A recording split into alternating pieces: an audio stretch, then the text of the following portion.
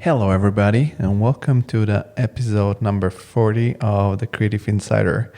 In this episode, I had the pleasure to talk to Matteo, my friend Matteo Nicoletti. He is also from the same university as I am, La Sapienza in Rome, and he works at the Bucharest Studio in Romania, where also we have already talked with the founder Lucian in the podcast 38. So if you want to know more about that office, just check out the podcast number 38. And yeah, it was super cool to talk to Matteo, who is a very motivated guy to follow his dream of becoming a good 3D artist. And to pursue his dream, he did something very unconventional, which is he moved from Italy to Romania, where he knew some friends of him, which have studied together with him, and started his career as a 3D artist and in the world of archviz, working on projects for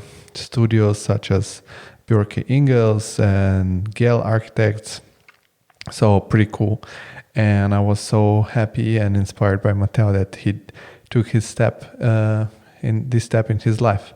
So yeah, this is basically the beginning of our podcast. And before we start, I want to remind you that we have started an email list which is something good for you because you don't have to listen to the podcast episode, because once a month you'll get the best of as a sum up in a written form, and then you go back and decide to listen to certain episodes or not.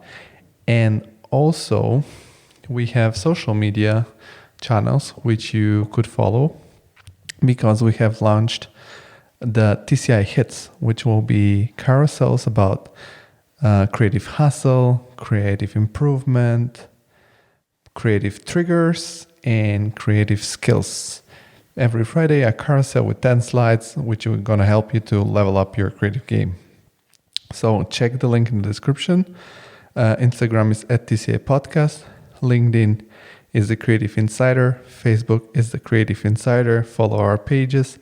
And to subscribe to our newsletter, just click the link below or go to thecreativeinsider.com and you'll find our landing page. So thank you very much for your support and enjoy the conversation with Matteo Nicoletti.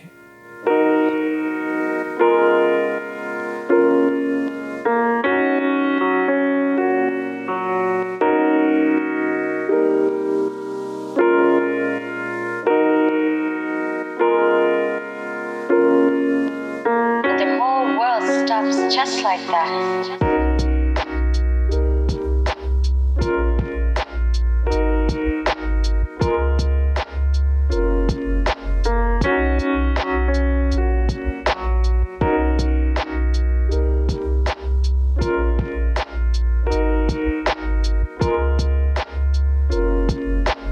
The whole world stops just like that.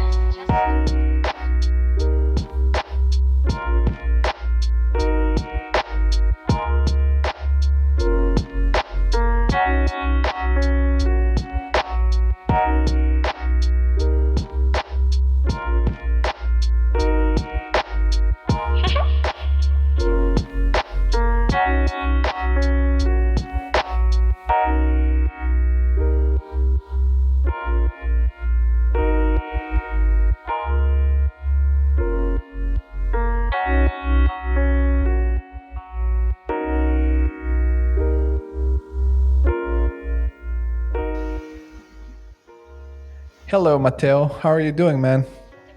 Hello everybody. I'm fine, thank you. Finally, we have you on the podcast. I was telling you in our pre-recording chat that you are the most mentioned person on the podcast because Yeah, Samuel from Level Archivist mentioned you on the episode number 26, I think, and Lucian, who is the manager of the studio where you're currently working, mentioned I'm finally here. I'm finally here now. finally on the podcast. It's cool because we have sort of collaborated in the past, but then when I thought about it, we never met each other in person.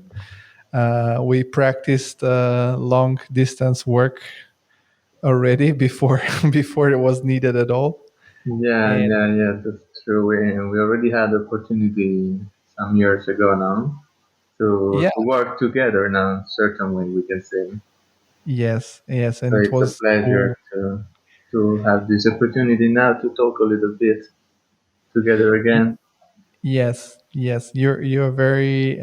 It was very cool to work with you back then, and I have good memories, and we kind of stayed in touch. So that's cool. Yeah, that's nice. Um, you can introduce a little bit yourself for the people who don't know you and who you are, what you do. Yeah, yeah. So I'm Matteo, of course, and I can say I'm trying to become a good 3D artist now, and I'm working with Lucian Rakovitsan that did the post like a couple of podcasts ago, and I'm working here with him in his office and with another friend of mine and a great team.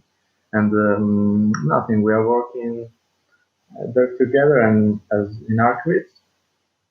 So most of projects we do are for big offices and big projects. I mean, we have a lot of jobs to do. So we spend a lot of time together and it's nice. It's nice. And that's it. I just started some months ago, so I'm still I began this path this way not so much time ago. So I'm still a rookie in some way, and nothing. I'm after several years trying to reach this achievement because actually I always have liked to be a 3D artist and work in archives. And finally, I could get this opportunity since July, and nothing. I'm just I'm happy. I hope to be helpful to help somebody with this conversation, maybe with some useful tips or something about my experience. Yeah, it's as I mentioned, it's cool to have this conversation because I have collaborated with you in the past, but I don't know details. We are graduates from the same university in Rome, La Yeah. Sapienza, and I want to start your story from the beginning because I don't know the beginning yet either. At which point in your life, or what was the reason? What made you want to study architecture and to graduate as an architect? Mm-hmm. Yeah, it's always kind of tough to answer this question, but I think I was always been interested in drawings first. So I always have like drawing since I was a child. But then I think at the high school, I just understood that I wanted to become an architect first because I could join the passion for drawing and I understood that I like technical drawing because it was I could control more my ideas, what I had in mind, and so I decided to apply for architecture career and at the university, and it was good. I was really happy. I remember I was super happy when I got my place in the university, and I knew it was hard, even if nobody from my family was an architect or something like this. So I was the first one of my family, and I mean I had some ideas. I could imagine something, but it was also something completely new. But yeah, I enjoyed. I enjoyed. It was really, I mean, like it's really hard as faculty to work and projects so since university. But yeah, that was good. I spent the first 3 years in Rome, of course, like alla Sapienza. But then I did an Erasmus. I did two Erasmus actually. The first one was at the University of Valencia at my fourth year, and it was like a great experience. Really, I learned a lot. I met so many people, and it was really a great experience.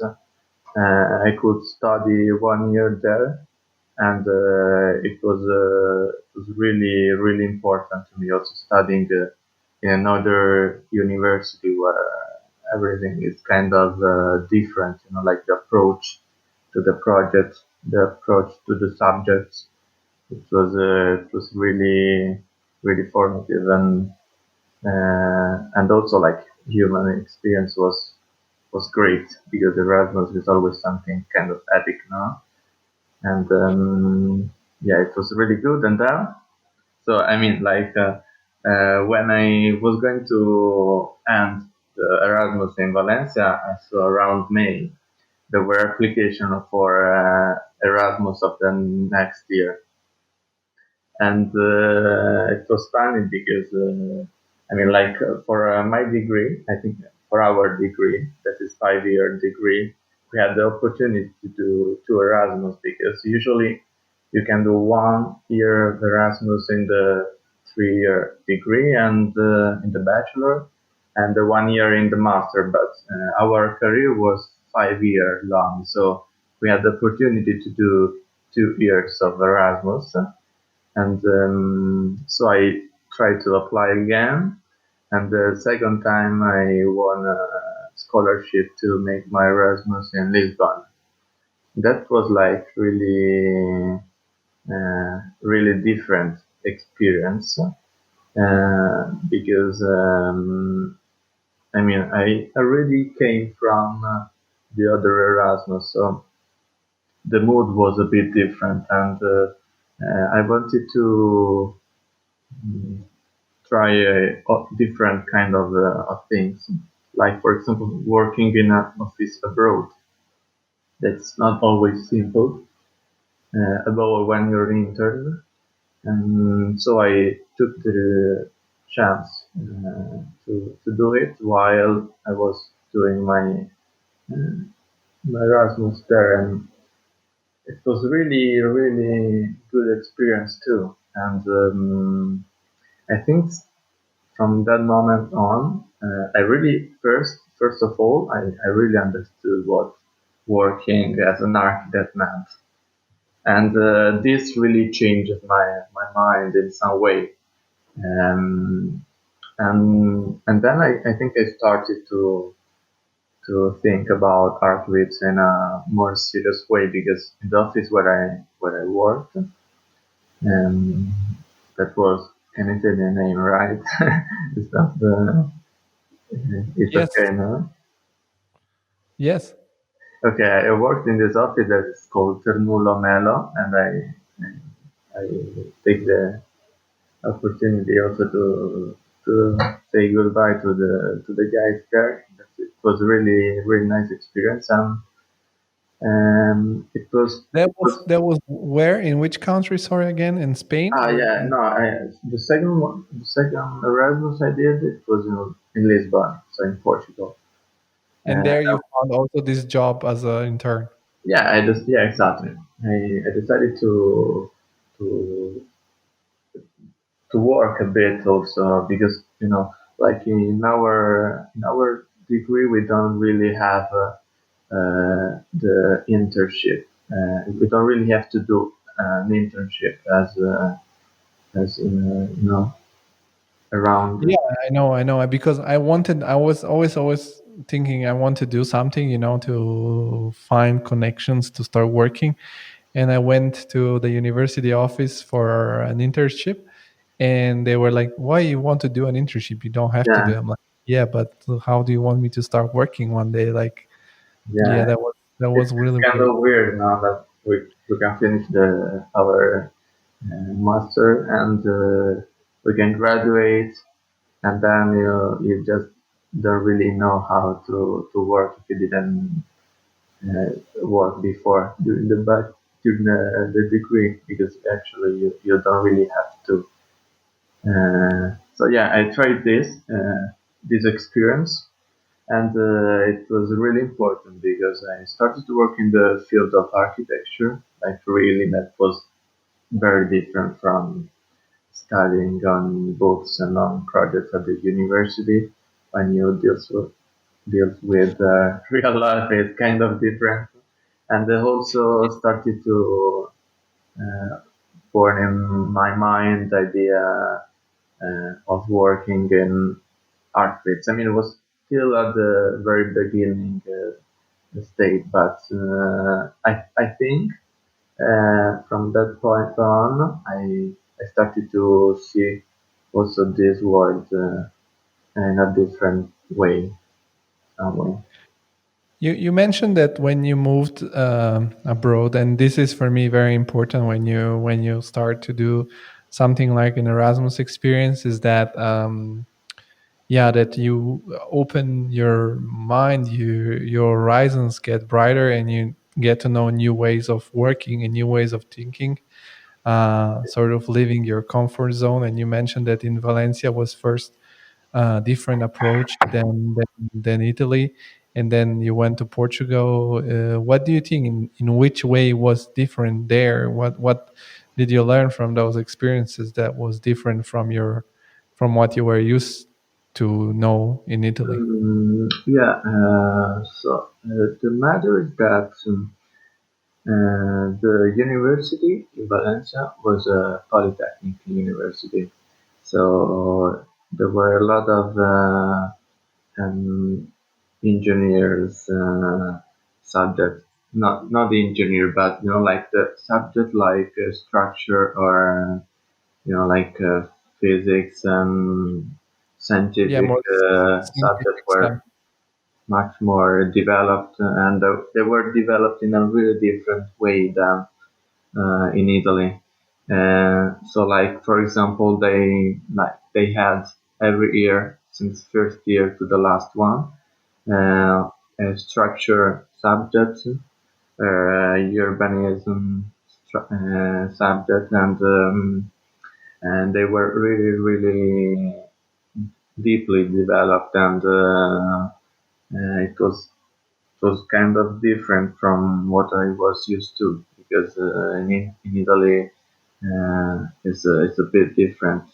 The way we study is some kind of subject, and also the approach to the project.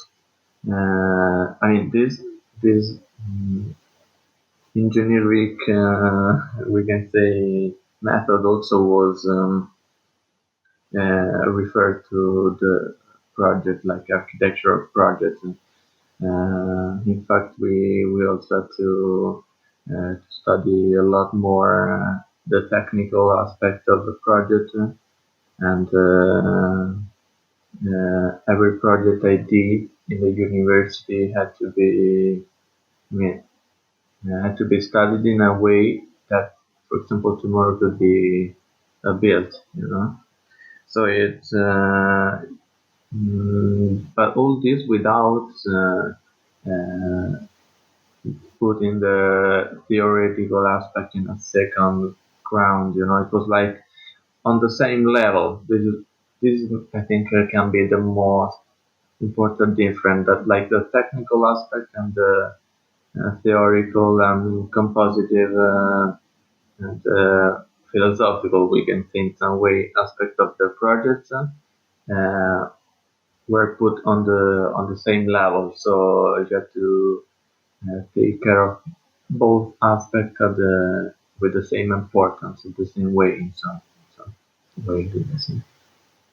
Yeah, and on the personal level, did you experience something different? Because, for example, when I moved to Germany from Italy, I was kind of used to this living alone because you also might don't know that, but like when I was a kid, for a certain period of time, my mom needed to work in Bulgaria, and my dad was a truck driver, so he was always on the road.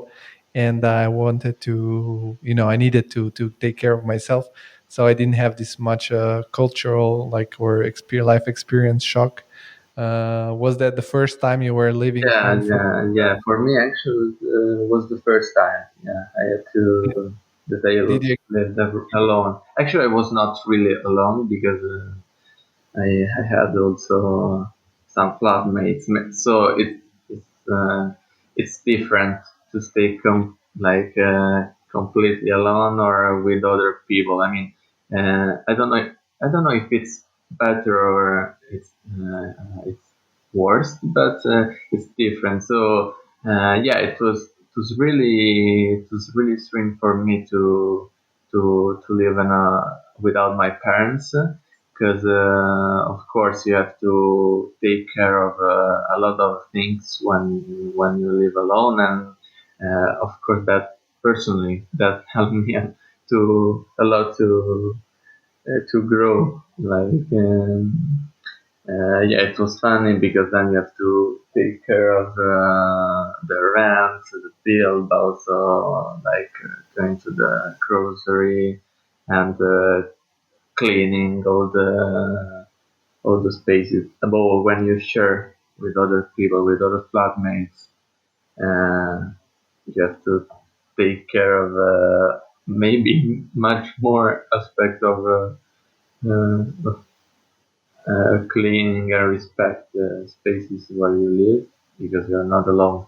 But yeah, it was really really also fun experience at the beginning. I never had. I mean, it was not shocking, like a sort of shock, but I think I felt familiar with the situation almost immediately. I think I really needed to that thing in my also in my life because of course living in Rome I could stay with my parents like also during university because most of people move in another city or so they have to start from the university to live alone and living in Rome with my parents this didn't happen. So the Erasmus was the first time where I started to also live abroad and alone. Fortunately, I think Spain is very similar to Italy under a Yeah, lot of points of view, so it wasn't really the impact of a different world, something like this. Everybody's super kindly, super friendly, and it was kind of easy for me to when I had a problem or when I had something new to something to solve, some situation new to solve it fast and efficiently. It was helpful, I think, to stay in a country that is similar to your home country. yeah, that's true. That's true. And then you have this sort of deeper camaraderie and friendship with the people who come with you from your own university, because you're kind of all in the same situation where you're abroad and you don't have Yeah, your own families with you, so you become each other's family when you have a problem or when you have something. So I think in Europe, in the European Union, the Erasmus is like back in the days when people were guys, for example, were used to serve, in the military for a year, and was the moment where sort of grow up a little bit and become yeah, more mature. that, And I think that's true. now That's it's true. Erasmus. And from Spain, then the year afterwards, directly you moved to Portugal, and then you did also your first internship. How was your Portugal experience regarding architecture? And for example, when I moved here to Germany, for me it was cool because compared to the local, not compared to the local students, but compared to Rome, was I think way easier to pass the exams because the Yeah, professors weren't that strict. Was the same in Spain, Portugal too, or how was that aspect? yeah. I mean, like university. university, I mean, of course, like I also took the chance to make some exams abroad that were, I don't want to say easier, but like in Rome, some exams are really tough. So if you have the opportunity to do it abroad, I think it's uh, some way easier. But that doesn't mean that doing an exam in Erasmus is always easier. It just I think the way a certain subject is approached in other country is different. So maybe changing person by person can be different to deal with it in a way or in another. So yeah, I also took the chance to make some exams abroad, and yeah, but I think the more or less like in Lisbon, at least in the university I was, the the way they study and they make architecture is more or less like the same as in Spain, and it's a bit different from Rome. So I think we can refer more about what I said before about Spain. And but on the other side, I also had the opportunity to make this internship, as we said. So I think it was really interesting to see how an architect works in that country. And for me, it was impressive because I worked in a small office. Actually, we were just 5 people, and but we could work like on really different projects re- referred on scale and on typology. I remember when I arrived, I stayed there like 6 months more or less, and during that period, I could work on a public space. It was like a public square in the north of Lisbon. So it was a project about public space, and it was really cool. And then we worked on a competition like for an interior, so for an exhibition. And in the same time, we also worked for another project like of housing. I don't remember where, but bit for out from the city, and also for a market. So to say, it's a lot of different typology of project, and even if the office is small, it for me it was kind of impressive to see that you can actually work on this kind of scales and on this kind of project, even if you are not working in a huge company. And I think this, of course, is depending on the country you are living, because uh, not every country is the same. But in Portugal, it was like this, and I think it was really cool that we also work with landscape architect, and I could learn a lot of things that I didn't imagine, and I was kind of surprised to see this that this could actually happen even without being in a super big office. And I'm curious because I always said that for example in Italy there is a little bit the mentality that if you're still a student or just graduated, you shouldn't be getting paid because you don't have experience, stuff like that, and which is very unfortunate. How was that in Portugal? Did they pay you something, or you were there with the Erasmus program and that was enough, or um, Yeah, it's. I must be honest. So I really wanted to work at the time. So I had my scholarship, and I had few hour at the university in the first semester. So I remember I really wanted to work somewhere, but I had like no experience, but really no experience. Like Uh, I never approached an office, an architecture office before. So every time I propose myself, I always say that I didn't need to be paid. Like what I really mattered was to find the opportunity to work. Like starting to deal with architecture, like in real life and everything like this. So I always proposed myself to be hired without be paying. But then I have to be honest too, because after the first month where I worked with this office, they called me back for other to help them with other projects, and they proposed me uh, to pay me for the other project. So it was like a good attitude, and I really appreciated that because I think they also saw that I worked hard and I really wanted to learn. And so when they needed me back after my intern was finished, they offered me to pay. So they also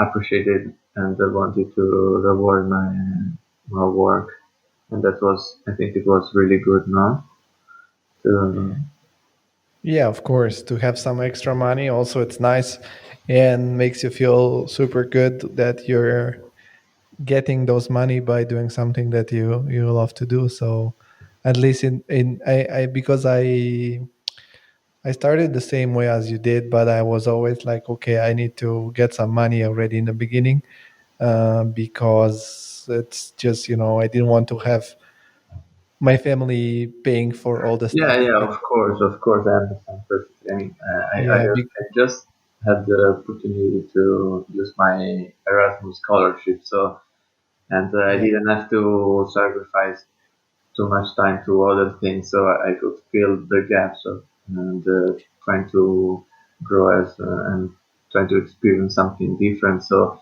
I even if I wasn't paid, I didn't really mind. I mean, I'm against, of course, being paid, not to be paid for even for intern in general. So I think it's just important to say that it was just my own choice at that time because I could do it, of course. But I think it's bad when in other situation you want to even if you have to learn, it doesn't mean that you have to overpay it, of course. But I think it's important to be paid and also it's motivation, because when you're paid, I think you feel that sort of good pressure also in working, that makes you uh, grow and improve at the same time. So, because you have that responsibility and you have to do a good job and you're also paid for that. Then depending on the position you are paid differently, but I think that motivates you and also give you a kind of good pressure over working. And if you're not paid, I think after a while it makes you a bit demotivated and just say even if I fail or if I do something wrong doesn't matter because I'm not paid. I can just leave and So I think there are different aspects that are good and be paid even for inter and but I really I know for for sure that it's not always like this. I think it's very bad. No, what do you think? yeah, I agree with you. I couldn't afford not to get paid because I can imagine that in Portugal, in Spain in general, life is a little bit cheaper, Yeah, and in Germany it's really expensive to just to live here, and the money you get from the Erasmus are probably maybe €100 more per month, which is nothing, and that's a little bit difficult. And yeah, for me it was super surprising that, for example, in the first month when I started working, I was getting the amount of money that in Italy you maybe get after you graduated, or even with a little bit of experience. Yeah, yeah, I think But Italy then, is kind of different world under this point of view. It's like yeah, I it's mean, not always good to confront with some some other countries because it's it's really different. But yeah, but after starting the internship here, I was like, this doesn't make any sense for me to go back because the money I'm getting here are um, way more than I would earn in Italy in anytime soon. Um, and well, you finished your Erasmus, and then you went back to Italy. And yeah, did you? when I came back, I still have to finish some exams and my final project thesis. So I can say that in that time I also started to study a bit about archviz. It's like both technical stuff and also just starting to see which offices were considered the best, a bit how the how this industry was born. I started to study some content, so I think after in that time, I really wanted to work as a 3D artist, but I also at the same time I didn't feel that ready, and so this is why I started to study and to work a bit, also helping other guys at the university with their thesis projects. So has happened also between me and you. Uh, I could we could work together on visual of project at the university, and but I also started to work in an office in Rome, and also I was working with as architect, so not as a 3D artist or as uh, archivist artist. I worked as architect almost for 1 year until I graduated, and I think it's that point I really understood that I didn't want to work as an architect because I was more I loved more doing images. I loved more like the project process until like the final delivery to the client, and then not to deal with it like a lot of time, like before starting to build it or also during the building. In the office in Rome, I had the opportunity also uh, to live the experience of building something, like I mean, it was more about renovations. It wasn't like building from zero a new building, but still it was the experience of doing something like real, something that you drew, that you thought real. But it was like a really long process and a really technical process and a lot of documents and all this kind of things that I really didn't love. And I could spend like, I don't know, 1 week doing one image, but not doing like a technical drawings. It really bothered me after a while. So I started to think, okay, maybe I like more doing images. I like more archviz. So maybe I can try to work in this field more than like classic architecture.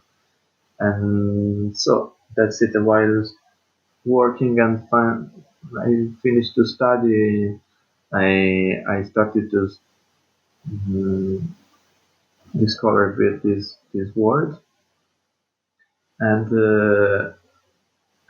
it was really helpful because when I after graduation, I I made another uh, we can say sort of private master in archviz design, and it really helped me to improve my skill. And it's the master where I met the guys of levels too, and Yeah, yeah. They mentioned that they were teaching you, and that there it where you got to meet each other, guys. yeah, that was like great. When I did that master, I think I really had like sort of a epiphany, like when you understand like that's your word, you know. So I was super motivated. I was super happy, and I could learn a lot. And then the guys of the school were super cool, and I had a really great time there. It was 2 months master, and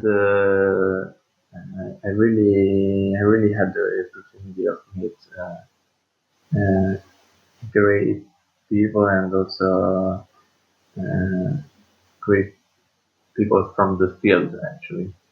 Um, and they gave me a lot. They gave me a lot of in terms of knowledge, and also of friendship, we can say.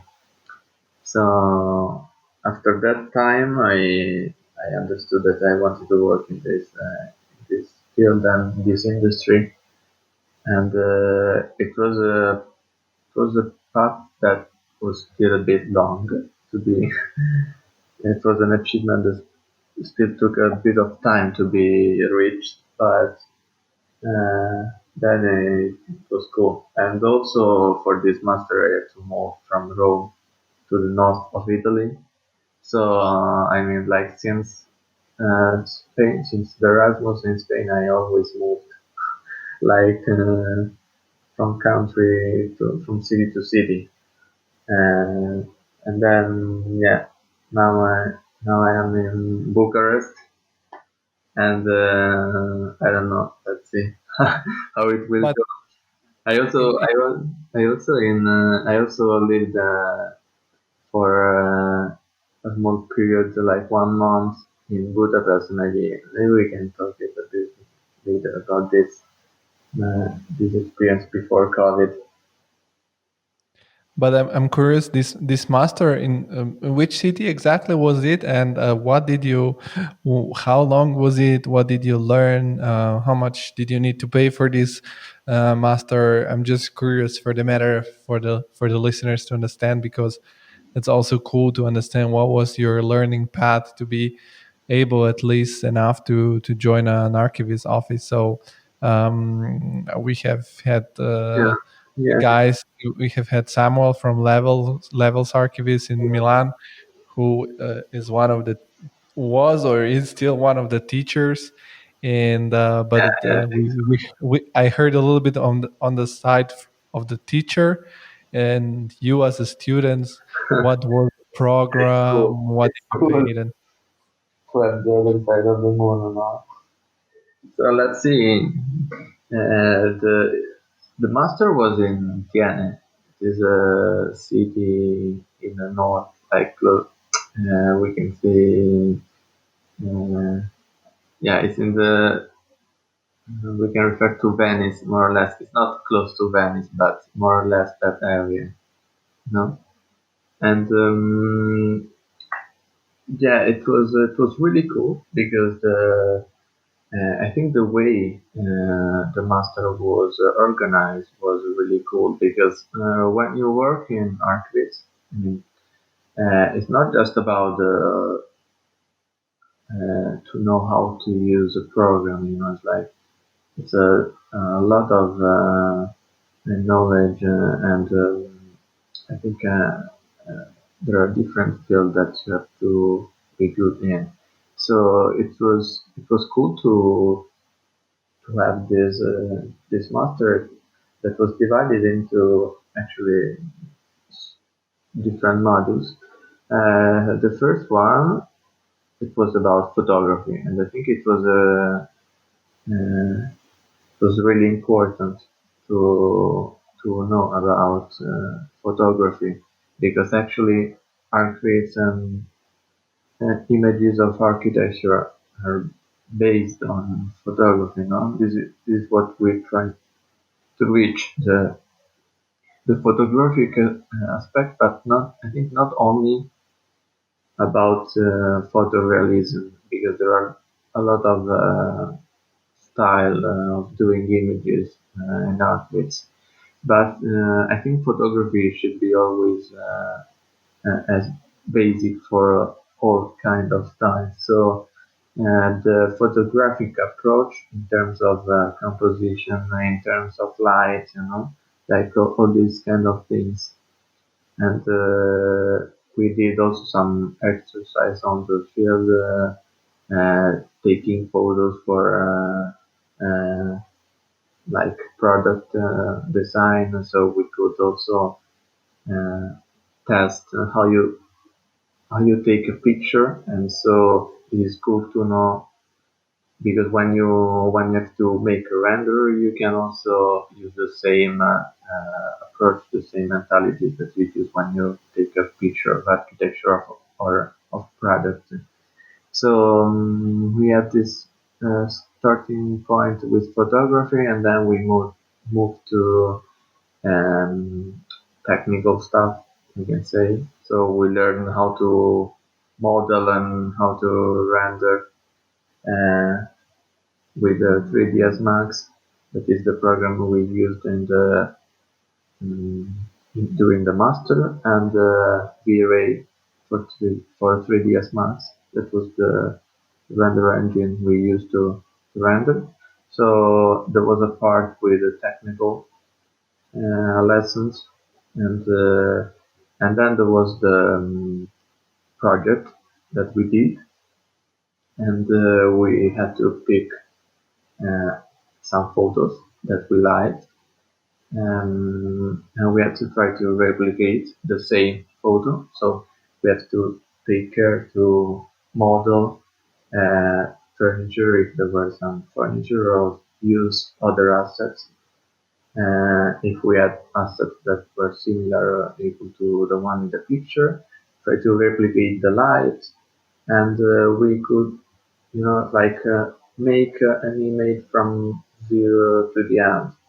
So we started with the reference, and we arrived to the final image with the help of the guys of a level office that could help us like developing the image. So like in a real office, like starting from scratch. So taking the reference and slowly coming through the final image. And that was, I think it was super cool, because How actually how it works, like in a artist office. how long was the whole master? How many days, weeks? It was What? 2 months. 2 months. Oh, 2 months. It's pretty long. And how much did you need to pay if it's not a secret? I don't remember exactly, but I think it was around 3,000, something like this, 3,000 euro, something like this. I don't remember exactly, but then I don't know that they're still doing these masters, the school where I was, that was called VFX school. They now recently rebranded, and now it's called Brave Art, like brave, like brave, and art, not like the artistic side. And they're offering a lot of masters, and I think this Master of Archviz is still uh, their best. But they have a lot of different kind of masters, and I don't know about pricing, how it changed, if it changed. No, but I Uh, think this but information. it was around, at that time it was around 3,000 more or less. Don't remember exactly, but around that. No, I think that this information is pretty useful for the Yeah, listeners yeah. because they can just go on the website, and I always say these stuff are not sponsored. It's just to help the people to Yeah, yeah, absolutely. how to how to to do their own way. No, I'm And sorry that I don't really remember like exactly how. no, but that's fine. It's never about the real price, but like for example, if it's around 3,000, people know what to expect, and then it's 3 months, so they need also to know that they have to cover expenses for Yeah, 3 months, yeah, and I guess it's only for Italian speakers because it was in yeah. Italian. The course was held in Italian, so yeah, I don't know if they are going to make some other in English too, but the one I attended was in Italian. And after this master, you went back to Rome, and then you finally figured out to find a job in this industry, or what happened in Yeah, I worked 3 months for a multimedia office in Rome, and it was also a good experience. We did bit different kind of thing, but it was more about multimedia. So uh, we created sort of virtual stuff with 3ds Max for public offices or like public companies. So it wasn't really about archviz. But I did this 3 month experience above all because uh, it's always, I mean, when you work alone with your laptop, with your programs from home, it's very different from working like in office. So as everybody can imagine, so even it's like making it's like when you work in an architecture office. When you make a project at the university, it's not the same that working as architect, and it's the same when I did the master and I learned how to use programs and all these kind of things. It was kind of different than working with deadlines with clients and with other computers and whatever. So it was helpful to get a bit more skilled. And at the end of the year of 2019, I finished this experience and I started to apply for archivist offices. And I did a lot of interviews. I sometimes it went good, sometimes it went bad, like every time, also with other jobs. And then I got the opportunity to be hired by Budapest office K2 Visual. That uh, I think it was really good office, and they did really good images. And I was super happy that I could start working in archviz field, and I really felt that I wanted to learn a lot. I was super motivated, you know. I was full of energies, really. I moved. I moved in February um, to Budapest, and then after 1 month, everybody were in lockdown for COVID.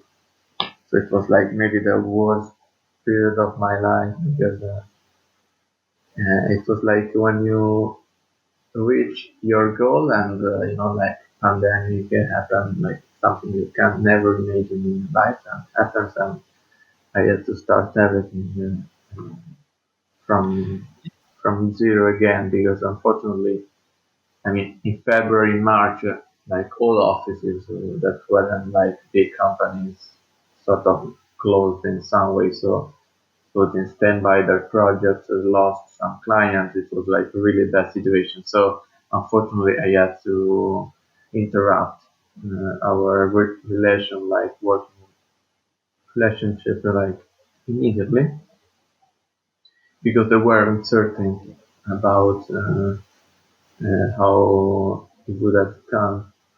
So I had to come back in Italy and nothing. Being in lockdown as everybody else.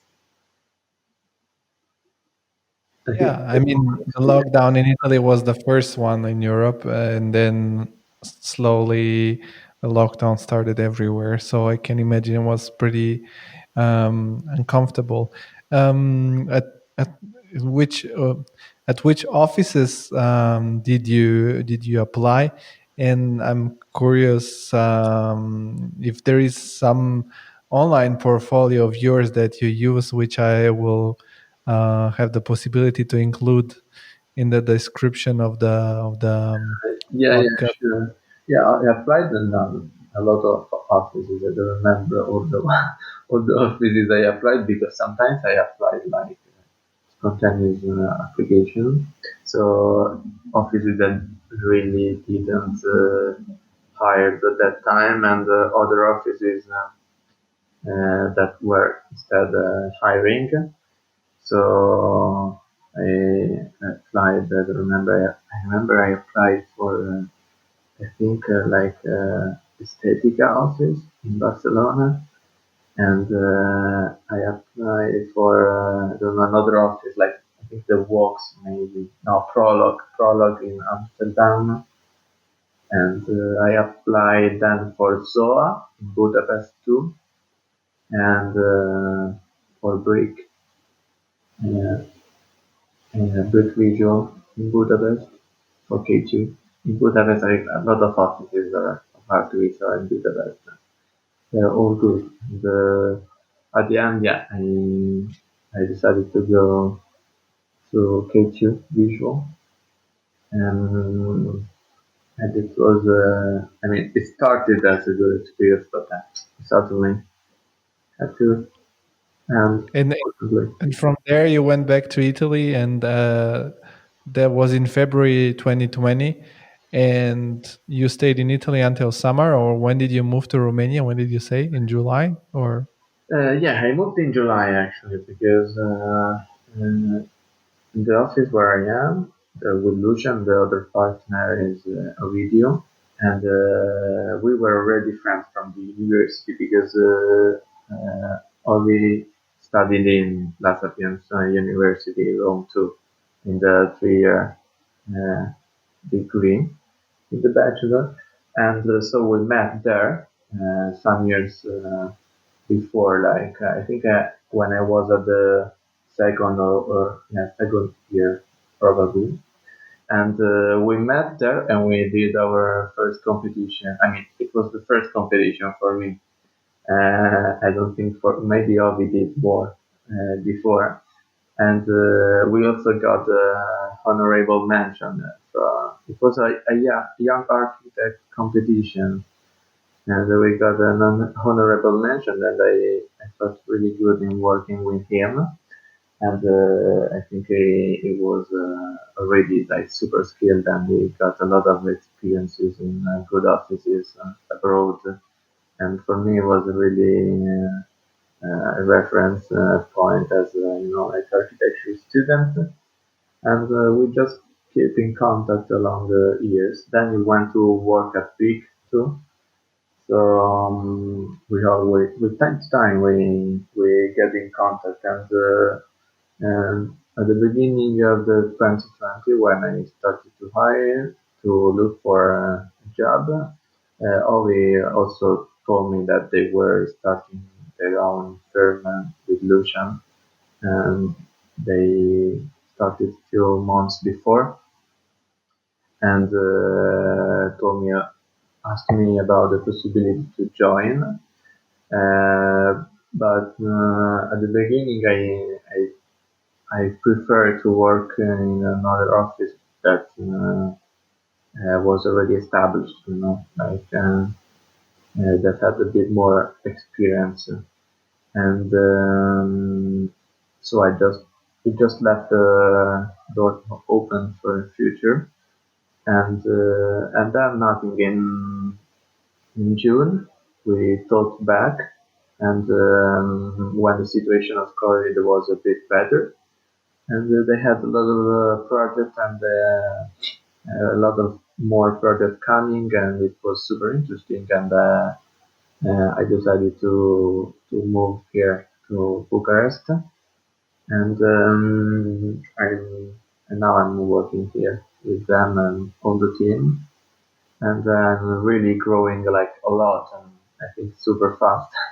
um, because we have like super good project and super interesting and a really good, really important client that uh, make you rise the level and of quality. So you always have to be good and fast. So when you get used to these workflows, I think you can improve your skills very fast. I saw nothing. I just started to work here with them, and here we are. Yeah, I when I had the pleasure to talk to Lucian and the podcast, I think was 38. It was very impressive because he has gathered all this culture from the places where he had lived, and he has this amazing idea of creating a community at work, not only a company and an office. So it must be very cool to work with him, from what I've Yeah, it heard. is. It is. And how is to, because for me it was because also when I talked to Samuel from Level Archviz, at some point we were talking about you, and I was like, yeah, I think Matteo moved abroad, and I'm like, no, come on, that guy's in Rome. He's Yeah, like, yeah, really no, but then you moved abroad, and then I understood you moved to Romania to work there, and for me it was very ironic because all the people from Romania moved to Italy, and now yeah. one Usually person it's like that. moved from Italy to Romania. So a part of we're gonna talk more about the archives again uh, on the next questions. But how is life in Romania and Eastern Europe from someone for someone like you? Because I come from Bulgaria, which is Uh, basically the same as Romania, just a little bit southern. How did you find living in Romania? What were the cultural differences? What was different? yeah, yeah, yeah. No, it's I can't say bad things because maybe if my colleagues that are from Romania listen to me, maybe they will they will be mad at me then. No, no, I'm kidding. But I think now living in another country is like it's a bit strange everywhere because with this COVID restrictions, it's like you can't really leave a city.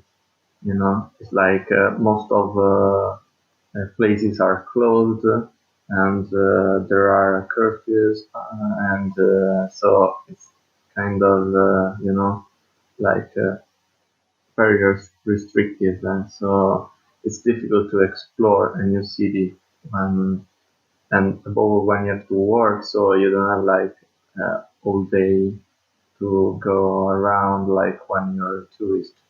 So I think it's difficult to me to say like how it really is to live here. I had the opportunity during the summer to go out a bit, also with my colleagues that are super nice and super friendly, and I could enjoy a bit the city. And I think it's maybe that there are, I don't know how it is in other cities of Romania, but in Bucharest actually it's cool. It's like a European city, so you can find everything you find in other cities. Maybe sometimes there are some aspects that you can find less. For example, there isn't Amazon. This is like a really bad thing for me that I was really used to to use Amazon, and here in Romania there isn't. So like, but despite all these small things, I think it's normal. Like it's cool. You can perfectly live here. Nothing missing. I get an apartment. I have a job. People maybe are a bit different because maybe Mediterranean people are a bit like warmer in terms of like that kind of person. like Italian in general, like a super, like hyper friendly and like maybe in an exaggerated way, I know. But so here is more, it's like a bit different. It's not, maybe it's more closer to Germany people than Italians or Spanish or like Mediterranean people. So Eastern countries maybe are more similar to, I don't know, like Germans, for example, but I think that's just in there. You can understand maybe more how this kind of. Yeah, here in Germany, I learned this theory. It's called like they say that some countries are like peaches, and the people of other countries are like nuts. Because, for example, in Italy, people are like peaches because they're soft outside, but to enter the core of a person is harder because it's the core is hard. And people in Germany are like nuts because on the outside they have this very hard cover, and it's hard to get into the cover, but once you're into the cover, they're very nice people. So I think this is the two differences in the sort of way of being of the people. And how does it feel now when you started working now several months into this office to to see your images on the websites of high-end Yeah, architecture offices, like big and like I don't know, all these offices that usually architects see in the magazines, and maybe now you see your own images on the magazines. How does that feel?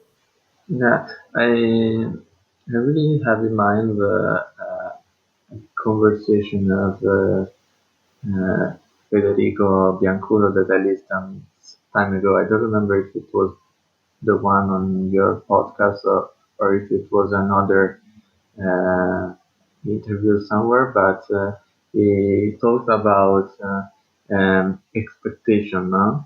When you see these big offices from outside, so you don't work with in the office or with the office, you always have like a super idealized, super cool idea, like something that is really far, maybe sometimes from you. But then when you start to work in one of these offices, or in my case, I work with this office like not directly into, but like in a parallel way. So it's like a consultancy, more or less, no? When also doing images for them, it's I think you change a bit your point of view. So actually, it's like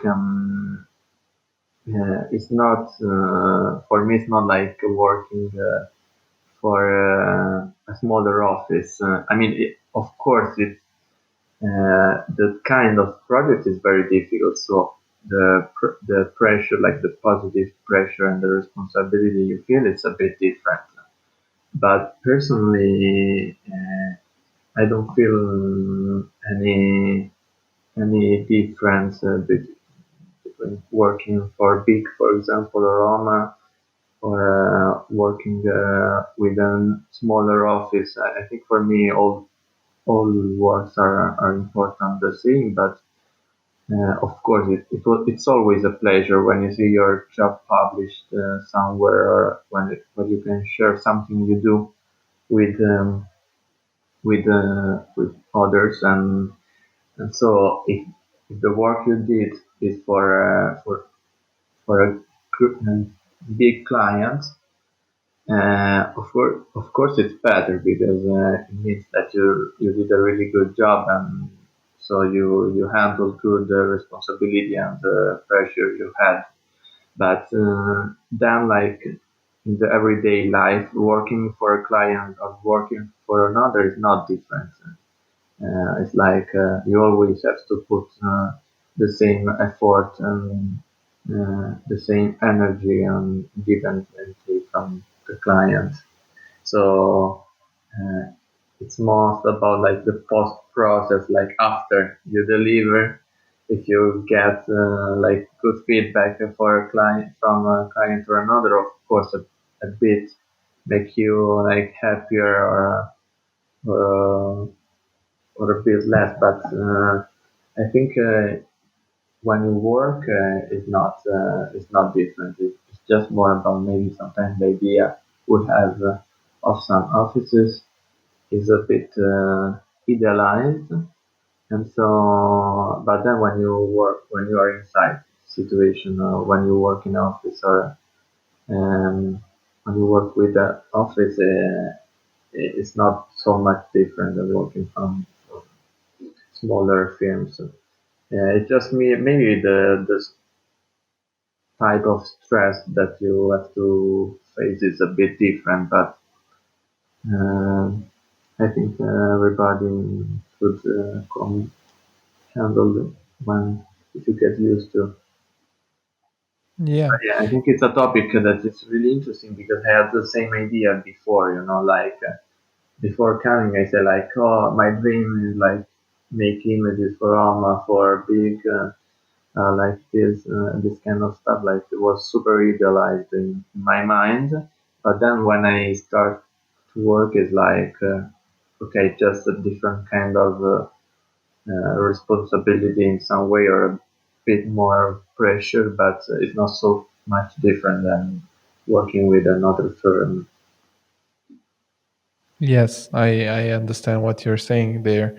And what are your what is your working day looking like right now? Do you, because when I talked to Lucian, he said uh, the different people in the office have different strengths, and we support each other, sort of. So, what is your strength in the process? What is your main task at the work?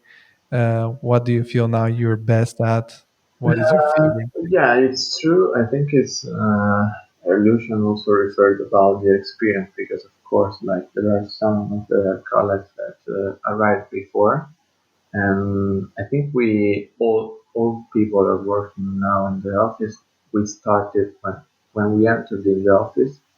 Everybody in a different period, but more or less the starting point was the same.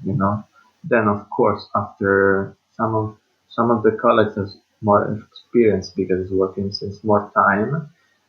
Other are working since a bit less time. So uh, sometimes like maybe Lucian needs to give more feedback maybe to me, for example, than to another colleague that is already more used to, because I think the most important thing is that you have to adapt the way the office work. So at the beginning it's a bit harder to get used and to adapt to the office. This is why maybe at the beginning we need more feedback, we need a bit more help. But then once you're used to, you know what we want to do what the client wants because more or less at the end are always the same clients with different projects. So even if we don't really talk directly with clients because usually Ovidio and Lucian deals with it, but we know we know what they expect from us and we know how to work to reach that result. So um, personally, I think the workflow I do is like the same all the other colleagues do. So we just during a project we have a project, for example, we have number of views we have to do, and we just split the views depending on how many of us are working on that project. So we start to work. We have a deadline. We take our references because it's always important for us to take some photos or mode as a reference, and we start to work on the model that usually clients give us. So we don't really have to I mean, we just spent maybe one day or something to get the material, like the 3D model, or to clean it, to fix it a bit, and then we start to play a bit with light, with moods, trying to find a good reference, trying to like set what we want to achieve, and once this part of the job is done, we start to put like materials to the architecture. We start to add details to the image, and so on, until the deadline, that usually is not like the really last day, because we always send the image like 90% done to the client, and then you give us back some feedback with some changing probably, or something, like the remaining 10% to finish the image. And this is like for still images. Then we also make a lot of animation, and that's a bit different, but not so much. It's more about the workflow to arrive. I mean, like when you have to do an animation, you don't have to think about one image. You have to think about, I don't know, like a series of images in some way. So different scenes, and how to move the camera, how to make transition to one shot to the other. So it's just a bit different kind of work. But once you have this, it's more or less like doing an image. At least for us, I don't know if this is like universally working like this in all the offices, like all architecture office offices, but in our office more or less it's like this. And you are also working in all these phases with the rest, or you don't? You're not specialized in only one I'm not part. specialized in aerials. No,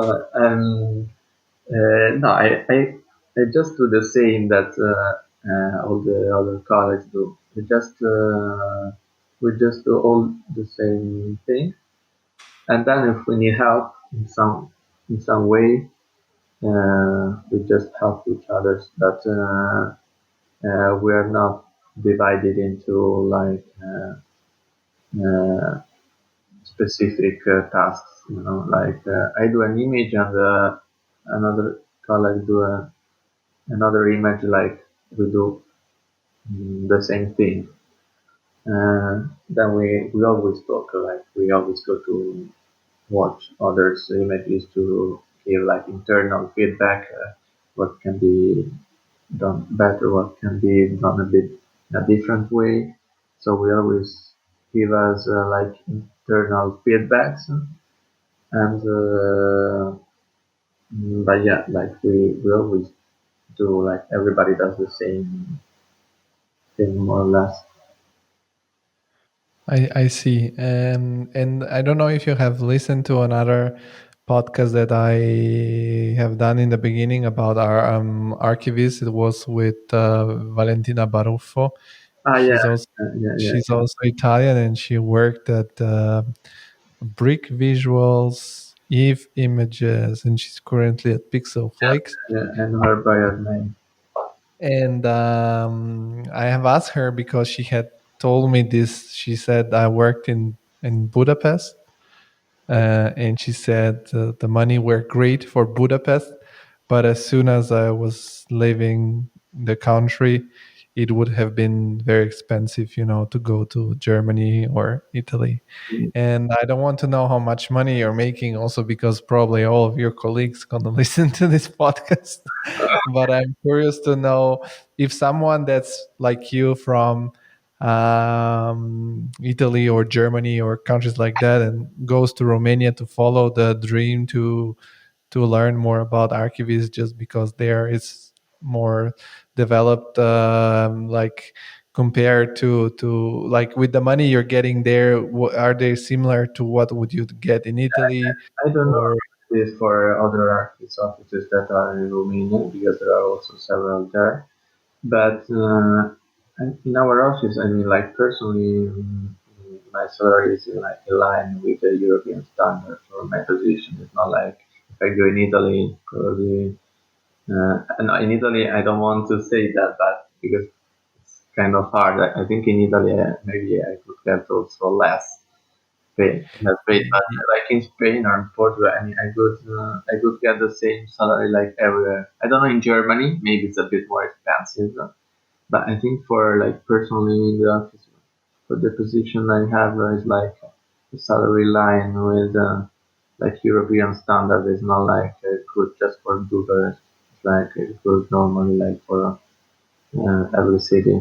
So even if it's true that the cost of life here is lower and like medium salary is lower, but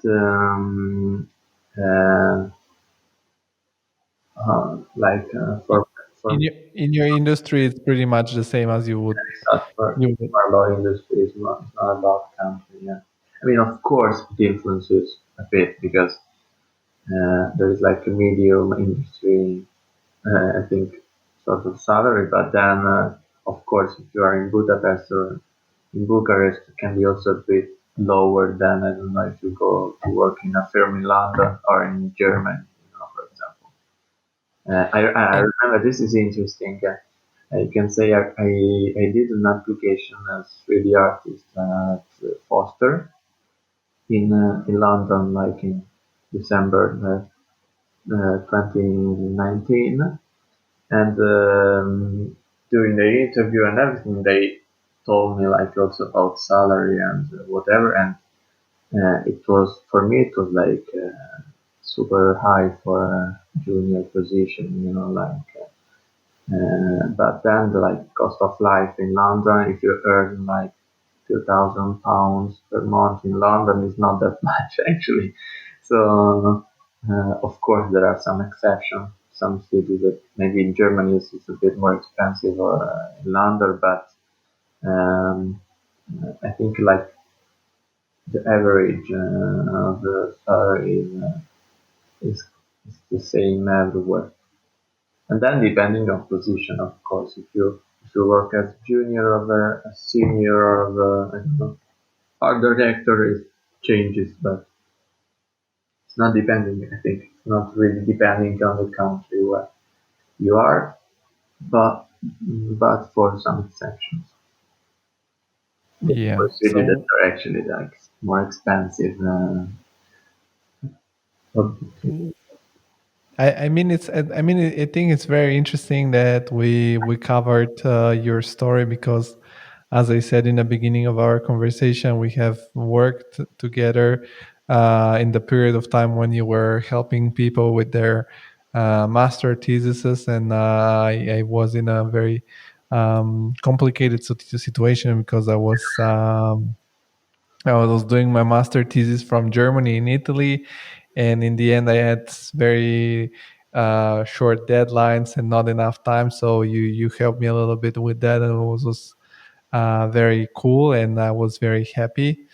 And now to have had this opportunity to talk to you and know the whole story behind who you are and what you do, I think it's great, and I think your story will be inspirational for a lot of our listeners to hear and to see Yeah, what are the possibilities. yeah, maybe. In Yeah, I don't know. Maybe inspirational is too much, but maybe it can help. I hope so. Can help, or just be interesting to listen. Like for people that want to move to this side. Also, people studying, they're they don't really know still what to do. Like if they want to be architect or if they want to do something different. Just to can be interesting. That can be helpful to know that actually there is always a way that we have to have time and just wait and just follow what we like to do. And if we believe in something, this is what I also said, before. This is this is more or less like my motto. That if we do something because we really like it, and if we put a lot of effort and we really believe in what we do, I think we will get what we deserve, like in a good way. And so I think it can be. I hope it will be helpful more than inspirational. Maybe not so much, but yeah, helpful. Maybe I like to think that can be. For me, it's really also inspirational because I think it's very cool that you followed the dream uh, to become a 3D artist and did whatever it was needed to do to start that path. And I'm very happy and proud that you're doing that.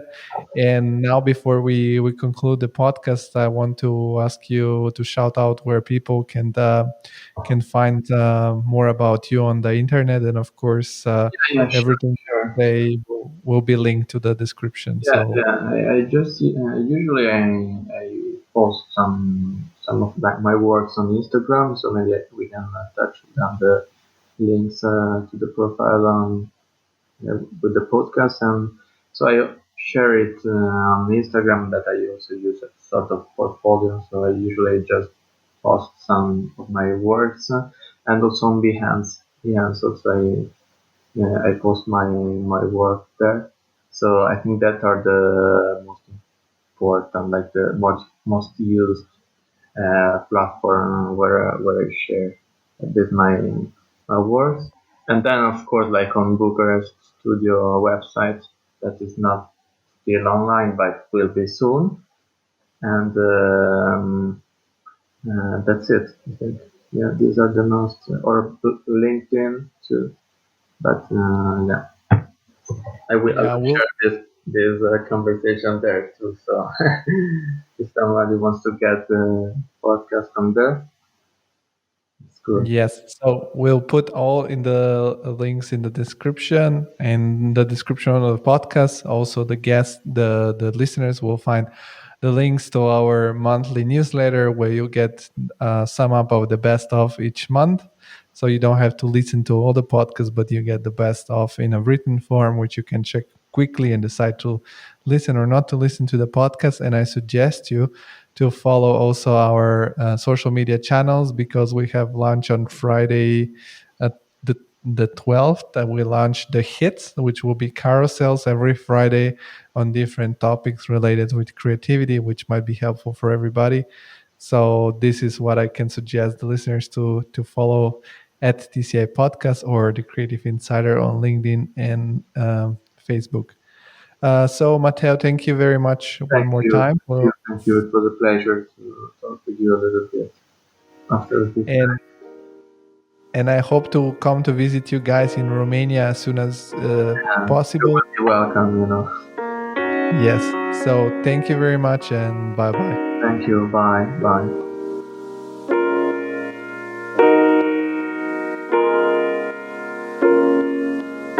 The whole world stops just like that.